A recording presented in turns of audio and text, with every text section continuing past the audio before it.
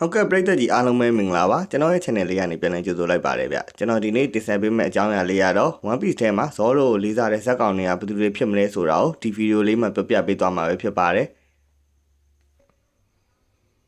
Zoro ဆိုတာနဲ့သူ့ရဲ့ဓာတ်ရည်နဲ့တာမာမှုကိုလေးစားတဲ့သူတွေရှိကြတယ်လို့တစ်ဖက်မှာလည်းသူ့ရဲ့စိတ်ထားကိုလေးစားတဲ့သူတွေကလည်းရှိနေကြပြန်ပါတယ်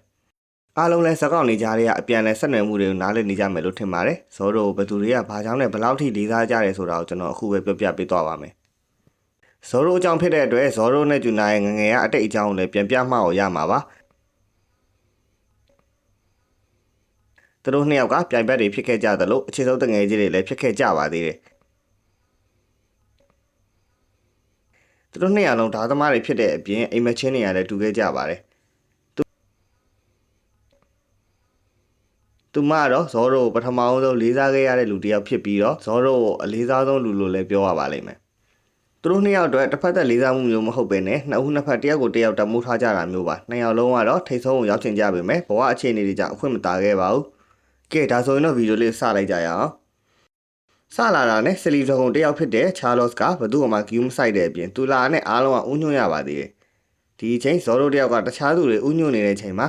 ဘယ်ဟာမှမသိလမ်းပြောက်ပြီးတော့သူ့အရှိမတကောင်နဲ့အရက်ပလင်းနဲ့မိုးတို့မတ်တက်ကြီးဖြစ်နေပါတော့တယ်ဥမညွှန်းနဲ့ Zoro ကိုတနက်နဲ့ပြုတ်ဖို့လုပ်ပါတော့တယ်Charles က Zoro ကိုတနက်နဲ့ပစ်လိုက်တဲ့အချိန်မှာပဲဘိုနီကဝင်ခဲ့ပေးခဲ့ပါတယ်ဘိုနီကဆယ်လီဒဂုံတယောက်ကိုထိနေတရားရှိမှမဟုတ်ဘူးလို့ Zoro ကိုသတိပေးခဲ့ပေမဲ့ဘိုနီမရှိတဲ့အခါမှာတော့ Zoro ကဘာအောင်မှဂယူးမဆိုင်တဲ့ကောင်ဖြစ်နေရမလို့တိုက်ခိုက်နိုင်ကြောင်းပြပါတော့တယ်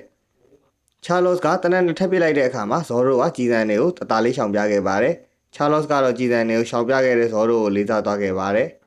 Charles ကတော့ Zoro ကိုအနည်းဆုံးလေးစားခဲ့တဲ့ဇာတ်ကောင်လုံးပဲပြောရပါလိမ့်မယ်နောက်တစ်ယောက်မဟုတ်ပေမဲ့ကြော်ညာအနေနဲ့တစ်ယောက်လောက်တော့ပြောချင်ပါတယ်ဒရေဆော်ယာအမှတော့ပီကာနဲ့ Zoro တို့ကပြိုင်ဘက်တွေဖြစ်ခဲ့ကြပေမဲ့တစ်ယောက်ကိုတစ်ယောက်လုံးဝမလေးစားခဲ့ကြပါဘူးပီကာက Zoro ကိုမလေးစားသလို Zoro ကလည်းပီကာကိုတစုံတစ်ယောက်အနေနဲ့တော့တန်ဖိုးမထားခဲ့ပါဘူးဒါကသူမနဲ့မင်းတို့တစ်ဖက်သက်မဆန်ခဲ့ပါဘူးတစ်ယောက်ကိုတစ်ယောက်လုံးဝမလေးစားတဲ့အပြန်အလှန်မျိုးပါပီကာရဲ့အတန်ကိုတော့အားလုံးလည်းသိကြမှာထင်ပါတယ်သူ့ရဲ့အတန်ကိုလှောင်တဲ့ကောင်တွေလည်း तू ကမကြိုက်ပါဘူး Zoro လို့ရုပ်တည်နေတဲ့ကောင်တော့မှသူ့အတန်ကြားရင်ရှိမိတာပါပဲပီကာကတော့သူ့ရဲ့အတန်ကိုလှောင်ခဲ့တဲ့ Zoro ကိုမလေးစားသလို Zoro ကလည်းသူ့အတန်ကြောင့်မလေးစားခဲ့ပါဘူးနောက်တစ်ယောက်ကတော့အာလုံပဲဖြစ်ပါတယ်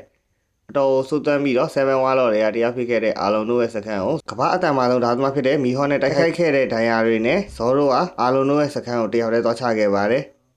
်အာလုံကလည်း Zoro ရဲ့ level ကိုညှစ်ပြီးတော့ဆွဲမြောက်ထားလိုက်ပါတယ်ပြီးရနဲ့ Zoro ရဲ့ကိုဘောကပတ်တီးတွေကိုဆွဲဖြဲလိုက်တဲ့အခါမှာမီဟောနဲ့တိုက်ခိုက်ခဲ့တော့ခုတ်ချက်ကြောင့်ရာထားတဲ့ဒိုင်ယာကြီးကပွင့်ထွက်လာခဲ့ပါတယ်တာမယ်လူတယောက်ကိုတေးစေနိုင်တဲ့ဒိုင်ယာတွေနဲ့တော့မှ Zoro တယောက်ကဆက်တိုက်ခိုက်နေခဲ့ပါတယ်ရုတ်တရက်မမျှော်လင့်တာကိုမြင်လိုက်ရတဲ့အာလုံးကတော့ကြောက်ရွံ့သွားခဲ့ပါတယ်ဒီလိုဒိုင်ယာမျိုးနဲ့တော့တိုက်ခိုက်နေသေးတဲ့ Zoro ကိုတော့အာလော်တယောက်မလေးစားလို့မရခဲ့ပါဘူးဒီလိုအခြေအနေနဲ့တော့မှ Zoro ကဟာချီကိုတိုက်ခိုက်ခဲ့ပါသေးတယ်ဟာချီကအာလုံးအဖွဲ့ရဲ့အရေးပါတဲ့လူတယောက်ဖြစ်ပေမဲ့ဘယ်လောက်မှမတန်မာတော့မှ Zoro အတွက်တော့မလွယ်ကူခဲ့ပါဘူးအာလုံးပတ်မှာဒိုင်ယာရင်းနဲ့ Zoro တယောက်ကောက်ရိုးအုပ်ထုပ်အဖွဲ့ဝင်တယောက်အနေနဲ့အကောင်းဆုံးစူးစမ်းတိုက်ခိုက်ခဲ့ပါတယ်အာလုံးဆိုတဲ့ကောင်ကလူသားတွေကိုဘယ်တော့မှအထင်မကြီးခဲ့ပေမဲ့လည်းလူသားတယောက်အနေနဲ့တော့တန်မာတဲ့ Zoro ကိုတော့အနေငယ်လေးစားသွားခဲ့ပါတယ်နောက်တစ်ယောက်ကတော့ခင်ပါအိုနီဂါရှီမာမှာခင်နဲ့ Zoro နှစ်ယောက်အစွမ်းကုန်တိုက်ခိုက်ခဲ့ကြပါတယ်ခင်တယောက်ကသူ့အတွက်နှင်းကြတဲ့လူသားမျိုးစိတ်ကသူ့ကိုနိုင်မှာမဟုတ်ဘူးလို့တွေးရပေမဲ့တကယ်တမ်းကတော့သူရှုံးသွားခဲ့ပါတယ်ဒီတိုက်ပွဲမှာ Zoro ကခင်ကိုမလွယ်ကူခဲ့ပေမဲ့အနိုင်ယူခဲ့ပါတယ်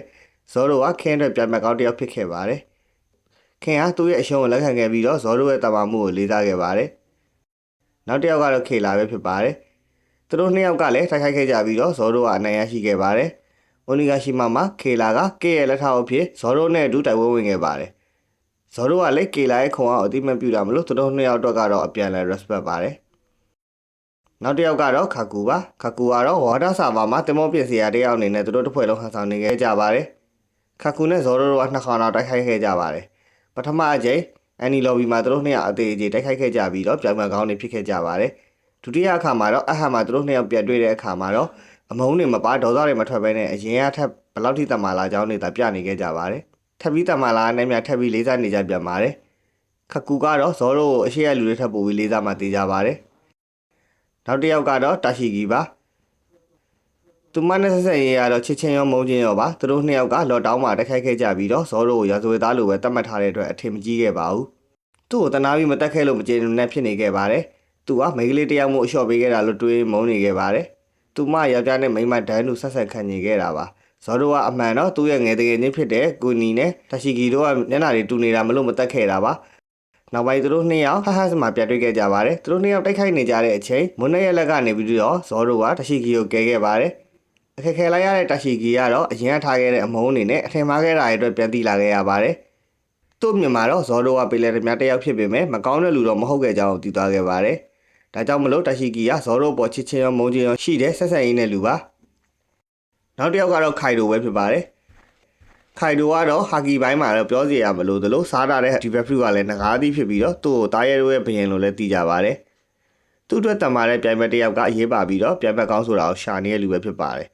Rock Roger Whitebreed Odano နဲ့မကြခင်ကမှ Onigashima မှာ Luffy နဲ့တိုက်ခိုက်ခဲ့ပြီးတော့ရှုံးနေခဲ့ရတဲ့အတွက် Luffy ကလည်းသူလေးစားတဲ့သူတွေတယောက်ဖြစ်နေပါတယ်ဇော်တို့လည်းခိုင်တိုနဲ့မာတောင်နေတဲ့ခန္ဓာကိုယ်တရားရအောင်လုပ်နိုင်ခဲ့တဲ့အပြင်ခိုင်တိုပြီးရင်သူ့ဖွဲ့ထဲမှာအကျဉ်းဆုံးဖြစ်တဲ့ KO မှာနိုင်ယူခဲ့ပါတယ်ခိုင်တိုကဇော်တို့ရဲ့တမန်မှုကိုအတိအမှတ်ပြုလေးစားခဲ့ပါတယ်ခိုင်တိုကဇော်တို့ကိုသူနဲ့တော့ရှေ့တန်းနိုင်ခဲ့တဲ့သူ့ရဲ့တမန်မှုကြောင့်ပဲလေးစားခဲ့တာပဲဖြစ်ပါတယ်နောက်တစ်ယောက်ကတော့ဟီရိုကြီးပါသူကတော့ခေလာရဲ့တိုက်ခိုက်မှုကိုခံနေရတဲ့အချိန်ဇော်တို့ကဝင်ခဲ့တာကိုခံခဲ့ရတာပါကဲခံလိုက်ရတဲ့ဟီရိုကြီးကတော့ဇော်တို့ကိုလေးစားလုံးလို့အတူပါဖက်အိတ်လိုက်ပါသေးတယ်သူမကဇော်တို့ရဲ့တိုင်ယာတွေကိုလည်းဆေးထည့်ပေးတာပါသေးတယ်သူမတက်ကိုကဲခဲ့တဲ့အတွက်ဇော်တို့ကိုတော်တော်လေးကျေးဇူးတင်ပြီးလေးစားခဲ့ပါတယ်နောက်တစ်ယောက်ကတော့ခူဇူကီကီယာကီပဲဖြစ်ပါတယ်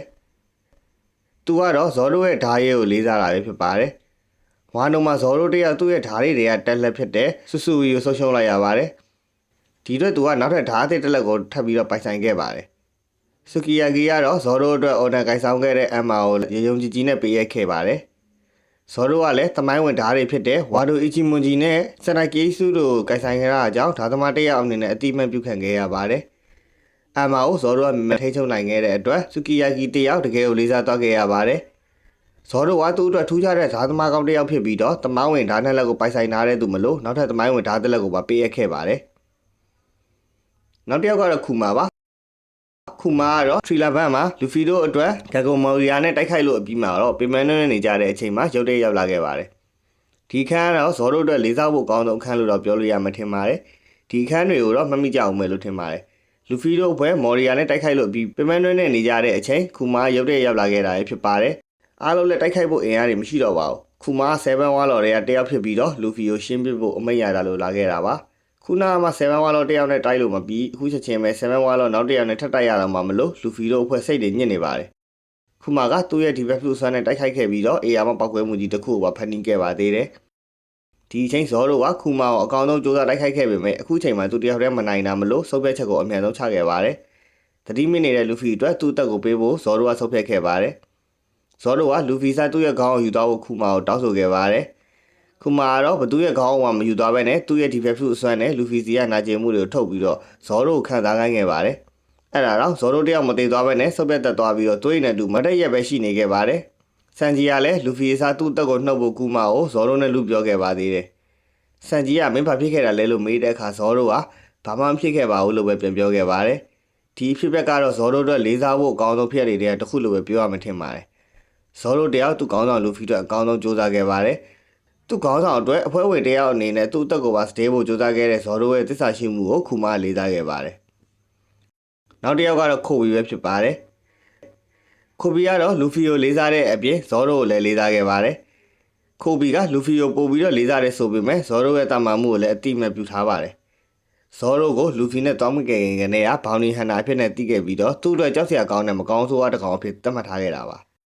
လူဖီတို့ကြောင့်ခိုဘီရဲ့ရစ်တက်ထဲကိုဝင်ခဲ့ပြီးတော့သူတို့ပြန်တွေ့တဲ့အခါမှာတာမာလာတဲ့ရန်သူတွေအဖြစ်နဲ့ပြန်တွေ့ကြဖို့ကတိပြုခဲ့ကြပါတယ်။လူဖီနဲ့ဇော်တို့ပြန်တွေ့တဲ့အခါမှာလည်းသူမထင်တာအထက်ကိုပိုတာမာနေကြတာမလို့ခိုဘီတယောက်အလွန်လေးစားနေခဲ့ပါတယ်။ခိုဘီကလူဖီနဲ့ဇော်တို့ကြောင့်မရစ်တက်ထဲကိုဝင်ခဲ့တာဖြစ်ပြီးတော့သူကတော့စိုးတဲ့လူတွေအကုန်လုံးကိုဖမ်းဖို့ပဲဖြစ်ပါတယ်။ခိုဘီကလူဖီနဲ့ဇော်တို့ရဲ့စိတ်ထားကိုလေးစားလာဖြစ်ပြီးတော့သူ့ထက်တာမာကြတယ်ဆိုတော့လည်းလက်ခံထားပါတယ်။နောက်တစ်ယောက်ကတော့မီဟော့ပါမီဟောကတော့ဇော်တို့အလေးသားဆုံးလူလို့ပြောရမယ်လို့ထင်ပါတယ်။ခုမှကြောင့်ဇော်တို့တယောက်ဗန်ဘုံမြောက်တွေရှိရာကိုရောက်သွားလို့တိုက်ခိုက်ခဲ့ရပါတယ်။ဒီလိုနဲ့ဇော်တို့တယောက်မီဟောရှိရာကိုရောက်သွားခဲ့ပါတယ်။ဇော်တို့တယောက်သူတို့ရဲ့ကွာခြားချက်ကိုသိလို့အခုချိန်တိုက်လို့မနိုင်မှသိခဲ့ပါတယ်။ဘက်ထရီအမှဖြစ်ခဲ့တဲ့တိုက်ပွဲမှာလည်းမီဟောကဇော်တို့ရဲ့ဓာတ်သမားကောင်တယောက်ရဲ့စိတ်ဓာတ်ကိုတော်တော်လေးလေးစားခဲ့ပါတယ် ဇော်တို့ကလည်းအခုချိန်မီဟောမနိုင်သေးတဲ့အပြင်သူ့အတွက်အဖွဲ့သားတွေမရှိတဲ့အခုလိုအချိန်မှာမလို့ရွေးချယ်စရာမရှိခဲ့ပါဘူးခုနမြောက်တဲ့အကုန်လုံးတိုက်နိုင်ခဲ့ရင်မင်းကမ်းလှမ်းမှုကိုလက်ခံပေးမယ်လို့မီဟောကပြန်ပြောခဲ့ပါတယ်ဒီလိုနဲ့ဇော်တို့တယောက်ကမြောက်တဲ့အကုန်လုံးအနိုင်ယူပြီးတဲ့အခါမှာတော့ဒူးထောက်ပြီးတော့မီဟောကိုသူ့အတွက်ဓာရေးတင်ပေးဖို့တောင်းဆိုခဲ့ပါတယ်ဒါကဇော်တို့အတွက်ဂုံတိတ်ခါကိုမပြတ်စည်းစေခဲ့ပါဘူးဒါသမားတယောက်အနေနဲ့ရွေးချယ်စရာမရှိတော့တဲ့အချိန်အကောင်းဆုံးဆုံးဖြတ်ချက်ကိုချနိုင်ခဲ့တဲ့ဇော်တို့ကိုမီဟောကဓာရေးမှာလေ့ကျင့်ပေးဖို့လက်ခံခဲ့ပါတယ်မီဟောကဇော်တို့ရဲ့ဓာသမားစိတ်တဲ့အပြေးဝရှိတဲ့သူ့ရဲ့စူးစမ်းမှုကိုအတိမတ်ပြုခဲ့ပါတယ်ခုချိန်မှာကမ္ဘာအတန်မှာလို့ဓာသမားဖြစ်ဖို့အနည်းဆုံးလူကဇော်တို့ဆိုတာကိုမီဟောကသိနေခဲ့ပါတယ်ဒါကြောင့်မလို့သူ့ရဲ့ဂုံဘုတ်ကိုလည်းမီဟောကဂယူတဆိုင်ထိမ့်သိမ်းနေရပါတယ်ဇော်တို့အတွက်တော့သူ့အိမ်မက်ကမီဟောရဲ့ဂုံဘုတ်ဖြစ်တာမလို့မီဟောကိုတော်တော်လေးလေးစားမှအသေးကြပါပဲမီဟောကလည်းဇော်တို့ရဲ့စူးစမ်းမှုနဲ့တာမာလာမဲ့ဓာဆွမ်းရည်ကိုအတိမတ်ပြုလေးစားခဲ့ပါတယ်သူတို့နှစ်ယောက်ကတော့ဓာသမားချင်းချင်း respect ပါပဲသူတို့နှစ်ယောက်ကသူမနဲ့ပြိသက်ကြီးတို့လိုတစ်ဖက်သက်ဆန်မနေခဲ့ပါဘူးနောက်တစ်ယောက်ကတော့ပီရိုနာပဲဖြစ်ပါတယ်ဇော်တို့နဲ့ပီရိုနာတို့နှစ်ယောက်ထရီလာဘက်မှာစားတွေ့ခဲ့ကြပြီးတော့ရန်သူတွေဖြစ်တိုက်ခိုက်ခဲ့ကြပါတယ်ဒါပေမဲ့ကူရီဂန်နာအိုက်စလန်မှာတော့ဇော်တို့ကအဖွဲ့သားတွေမရှိတဲ့အတွက်ပီရိုနာနဲ့ပဲအတူရှိခဲ့ကြပါတယ်ဒီအချိန်တွေမှာပီရိုနာဇော်တို့ကိုလေးစားသဘောကျခဲ့ပါတယ်ဇော်တို့ရဲ့ဒဏ်ရာတွေကိုပီရိုနာကူတာပေးခဲ့ပြီးတော့ဆာဘိုရီအက်စ်မှာလည်းဇော်တို့ကိုလမ်းပြောက်မှာဆိုလို့လမ်းမှာလိုက်ပြခဲ့ပါသေးတယ်ဒီချက်တွေကသူတို့နှစ်ယောက်ရဲ့ဆက်ဆံရေးကိုဖော်ပြနေပါတယ်